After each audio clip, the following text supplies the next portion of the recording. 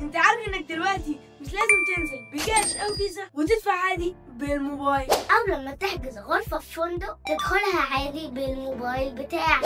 حتى العربية عادي تنسى مفتاحها تقدر تشغلها كمان بالموبايل. ده حتى في شركات اعتمدت الحضور والانصراف بالموبايل. كل الحاجات دي وراها تقنية واحدة اسمها NFC. تعالوا نعرف دي معناها ايه. أنا مروة وانا ليلى، واحنا من عائلة هيلبر. ال NFC ده اختصار معناه الاتصال عن قرب، يعني جهازين بيكلموا بعض بس لازم يبقوا قريبين قوي. حاجة كده زي البلوتوث، بس دي بقى أسرع والاتصال فيها أسهل. كل ده بيتم في لحظة بدون انترنت وبدون أسلاك. وعلى فكرة معظم الموبايلات دلوقتي بقى فيها NFC. طب تفتكروا دي ممكن نستخدمها في ايه تاني؟ ده كارت NFC، أي حد هيعمل له سكان هيروح على صفحتنا. ممكن تخلي الكارت ده يبقى عليه اسمك وتليفونك وإيميلك، يعني بزنس كارد معاك بس ديجيتال. أو تجيب NFC تاج صغيرة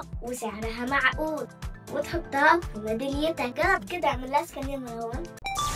كده ال NFC وصل للكهرباء كمان. وبس كده، تابعنا واستفيد واعرف أكتر من دون تعقيد. ولو عجبكم الفيديو اعملوا لايك وشير واوعوا تنسوا السبسكرايب. سلام.